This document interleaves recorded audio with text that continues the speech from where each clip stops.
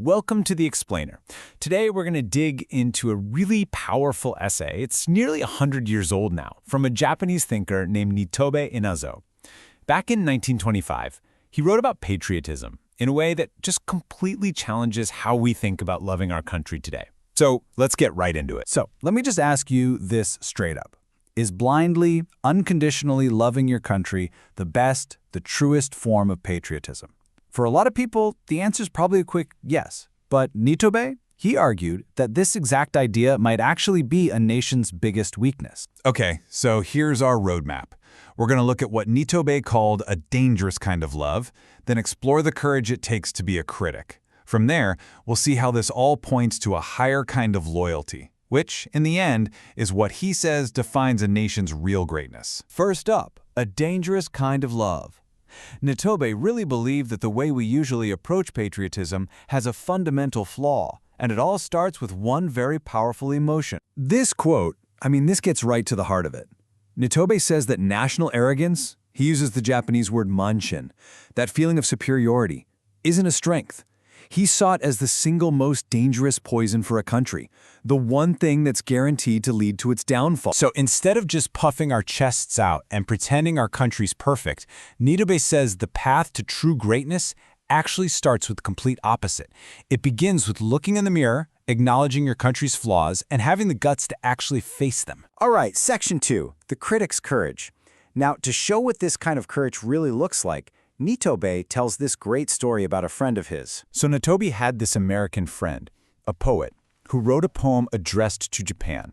And the message was basically, hey, just wait, Japan. America is getting super rich and arrogant, and history shows us that's a sign of decline.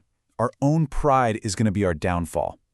Nitobe was just blown away, not just by the criticism itself, but by the sheer courage it took for this guy to say that about his own country to someone else. And this got Nitobe thinking.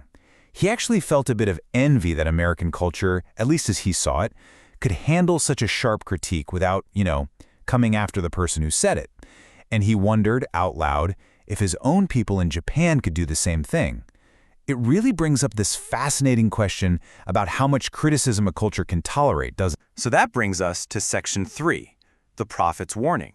This whole idea of courageous criticism leads Nitobe to his next big concept, which is the role of a figure he calls the prophet. Now, when Nitobe says prophet, he doesn't mean some mystic with a crystal ball.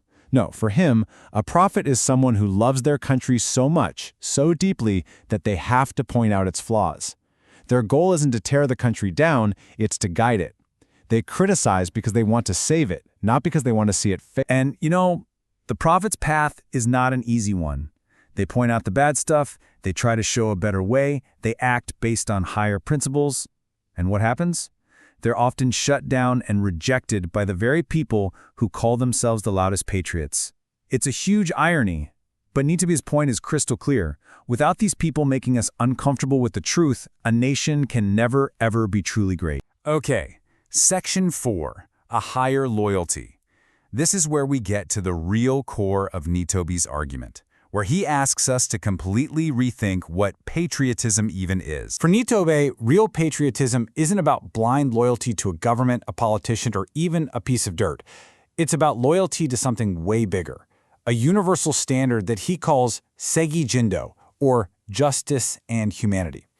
What that means is your first allegiance is always to what's right, even if your own country is doing something wrong. To make this idea less abstract, he pulls a story from ancient Chinese history about two brothers, Bo Yi and Shu Qi, who had to face the ultimate test of where their loyalties really lie. So, after their kingdom was conquered by a new dynasty, the Zhou, which they saw as unjust, the brothers made this famous vow. They refused to eat any food grown on land that was now ruled by a leader they couldn't morally accept. Think about that for a second. They literally chose to go into exile and starve to death in the mountains, rather than betray their principles. For Nitobe, this was it. This was the ultimate act of true patriotism. It wasn't about loyalty to the state, it was about loyalty to their conscience, to a higher moral code. Section 5, how to love your country. Okay, so if that's the principle, what does it actually look like? Nitobe uses this brilliant metaphor from the poet Heinrich Heine to break down the different ways you can love your country. Heine basically said there are 3 ways. You can love your country like a mistress. It's this fiery, passionate, emotional thing that can turn to hate in a second. Or you could love it like a grandmother, with just complete, unquestioning devotion, where you see all the faults but never say a word. But then there's the 3rd way, the one Nitobe argues for, loving your country like you would a spouse. This is a rational, responsible love. It's a true partnership where you have respect, but you also hold each other accountable. You point out the mistakes so you can both grow stronger together. And that brings us to our last section, a nation's true greatness. This is where it all comes together in Nitobe's final vision for what makes a nation truly worthy of respect on the world stage. So, after all this, Nitobe says that the usual ways we measure a country's success, its military strength, how big its economy is, its size, all of that is missing the bigger picture. The true measure of a nation's greatness, he says, is what it gives to the world.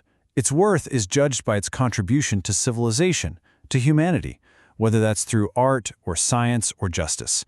Greatness isn't about being dominant, it's about what you contribute. And that leaves us with a question that's just as sharp today as it was in 1925. In our world, which is so polarized, how can we actually practice this rational love, this deeper, more courageous kind of patriotism? What does it really mean for you and me right now to truly love our country?